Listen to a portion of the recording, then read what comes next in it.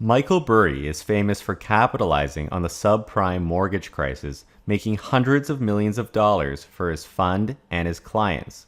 He's well known thanks to the movie The Big Short, where he was played by Christian Bale and predicted the housing crisis. During the dot-com era in the early 2000s, Burry was also able to achieve outsized returns by shorting overvalued tech stocks at the peak of the internet bubble. His hedge fund, Scion Capital, which started in the year 2000, trounced the S&P 500 in its first 3 years of operations, and by the end of 2004, he was managing $600 million. During the approximately 8-year life of the fund, which he closed in 2008, he had an incredible compounded annual return of 24.8%. In 2013, Burry reopened his fund, now called Scion Asset Management, which he continues to manage today.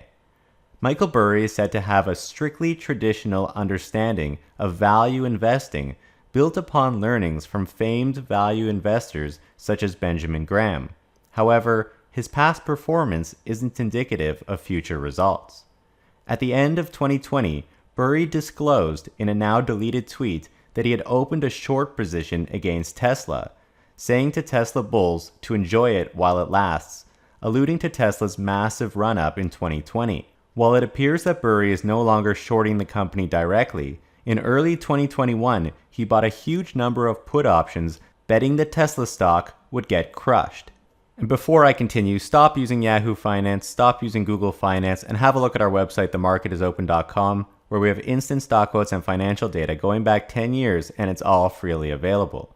Back in May of this year, Michael Burry's Scion Asset Management Fund, which today manages about $2 billion worth of assets, revealed a massive $530 million bet against Tesla. While it showed up on the fund's May SEC filing, the position was placed in the first quarter of this year. During this quarter, Tesla stock had opened near its yearly highs, crossing the stock's present all-time high of $900.40 on January 25th. Tesla remained above the $800 range until about mid-February, before dipping below $600 per share in early March. While it's not known at what price Burry made his wager, he could have opened his position while the stock traded at any of these prices. Subsequently, Tesla shares traded between the high 500s and the low 700s for the rest of the year until now, where Tesla has recently broken above $800 per share once again. Now, while it was first reported in May that Burry had bought these put options, in the August filing it was revealed that he still owned the same number of puts in the second half. Just days ago, on October 15th, it was reported that Burry was no longer betting against Tesla and had exited his bet against the company. After the fact, Michael Burry downplayed the investment by calling it a trade. He stated that the media really inflated the value of things. I was never short tens or hundreds of millions of any of these things through options, as was reported. The options bets were extremely asymmetric, and the media was off by orders of magnitude. It's interesting that Burry waited until he closed the position to correct the media. Perhaps he would be saying something different if the trade went in his favor. But he does, however, raise some good points. The media did blow it out of proportion by stating that the bet was worth $530 million, which at the time was about 40% of the value of his portfolio, making it seem like a gigantic stake when in fact it really wasn't.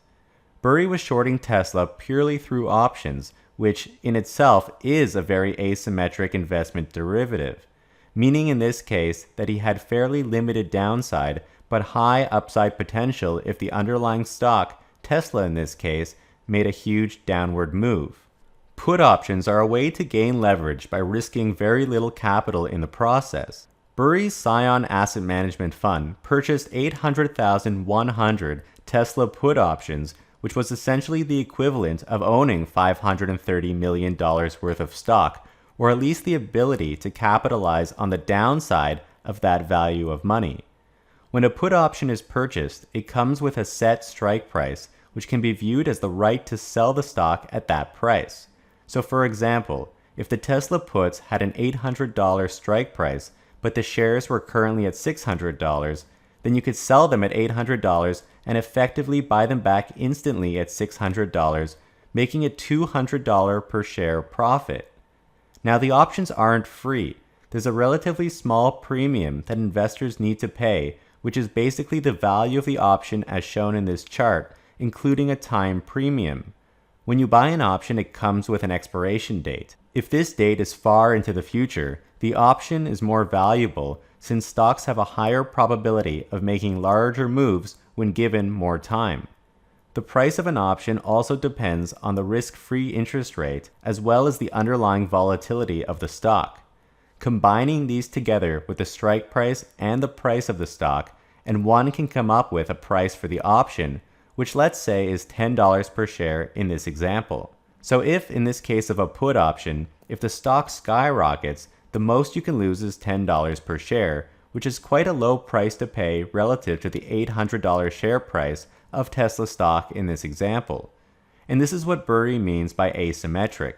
Limited downside. He can only lose the relatively small amount that he put in, but can capture enormous upside if Tesla stock sinks. In the case of Scion Asset Management, the firm doesn't disclose the purchase price of the options, merely the number of options that were purchased, in this case 800,100 put options, which multiplied by the stock price would yield $530 million, but that's not how much it cost Burry. We can estimate a ballpark figure of what Michael Burry may have paid for his Tesla short position. Since he purchased these options at the beginning of 2021 and held them for at least 3 to 6 months, it's likely that they were fairly long-dated put options, even though they could have expired, and it's possible that he had lost his entire position. But let's assume that he purchased $400 strike price put options, which don't expire until January 2022. At $400, these would have been out-of-the-money options, meaning that if they were to expire, he would have lost the entire position, but this would have reduced Burry's overall cost, closer to be in line with some of the statements that he's made. For example, he said that he was never short tens or hundreds of millions of dollars, and he also purchased over 800,000 options, and this particular option that I selected has over 1 million contracts outstanding. It shows 10,000 lots, and each lot contains 100 options, meaning that there's enough volume here to support his trade. Now, looking at the chart for this particular option, which may be close to what Burry may have purchased, in January of this year, when Tesla stock was near its highs, we can assume that's when Burry put on this trade. I gave him the best price at the time because he wants to buy the put when the stock is at its highest to get the largest possible drop. Let's assume he purchased this option at $33.50. That was one of the lowest prices at the time for the option itself and would have cost his fund $26.8 million, perhaps slightly above the tens of millions he said he never owned, but Tesla options are expensive. Now, the option price would have gone up shortly afterwards, but we know that Burry didn't sell until at least midway through the year and even closer to mid-October. Tesla stock hit its lows around mid-May, actually coinciding with the time in which Burry's position was first reported on by CNBC. Tesla stock hasn't looked back since, and we can see that the value of this option has continued to drop all the way to October 15th, the day Michael Burry stated that he no longer holds the short position. He could have sold these options for upwards of $3 million, netting a total of $23.8 million in losses from shorting Tesla, or an astounding 89% loss of his trade. Of course, there are many other variables that could have affected his cost basis and sell price, since we don't know the exact day he bought and sold, and the time duration or the strike price of the options, and it could have been a basket of various different options. Nevertheless, this option fits in fairly nicely with the information we have. And to be fair, the media was reporting that this position was 40% of his portfolio, but in actuality, losing $20 million from a $2 billion portfolio is closer to losing just 1% of his holdings. Now, in the past, Elon Musk has previously clashed with short sellers. One of the reasons why he hates the shorts is because they have a history of attacking Tesla. Public companies can use their shares to issue more stock in order to raise capital that can be used to hire employees, build products, and to invest in the business. However, short sellers can push stock prices down by heavily selling shares. This could make it appear that something is wrong with the company and could signal to others to jump in and sell as well, pushing prices down even further. Perhaps this is even coupled with fear in the media. This becomes a self-fulfilling prophecy since it makes it much more difficult for companies to raise cash with lower stock prices. While Tesla was in a cash crunch, trying to bring up the Model 3 production line, for example, as one of Tesla's near-death experiences, short sellers were swarming the stock, saying that it was worthless, and trying to take it down, which meant that Tesla shareholders were further diluted when Tesla needed to raise cash by issuing stock. In 2021, however, Michael Burry appears to be late to the party. Tesla is now generating its own positive cash flow and likely doesn't need to raise any more capital unless they plan on doing a large acquisition or investing in some big project, but the company's cash flow is self-sustaining. Other automakers have also validated what Tesla is doing in electric cars and software, etc., especially by moving into electric vehicles themselves, very much confirming Tesla's business. Burry was also using stock options, which are actually traded on a separate exchange and don't directly affect Tesla stock, at least not until the options expire. So he's right that it did seem like more of a trade, but one that didn't go very well. Back in August, Michael Burry also went after Cathie Wood's ARK Invest fund by shorting the ARK Innovation flagship fund. While Burry was trying to make a quick buck, Cathie Wood is in it for the long run, with a 5-year time horizon on each of her investments. It also makes little sense for Burry to be shorting innovation, but the fund's top holding was Tesla, which makes up about 10% of ARK's fund on any given day.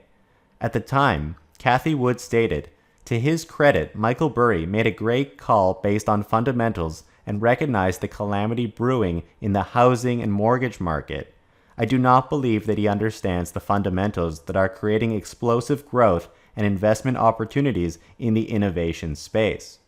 So Cathie Wood strongly opposed Burry's actions, for which he purchased 2,355 put options against her fund and held them through the second quarter.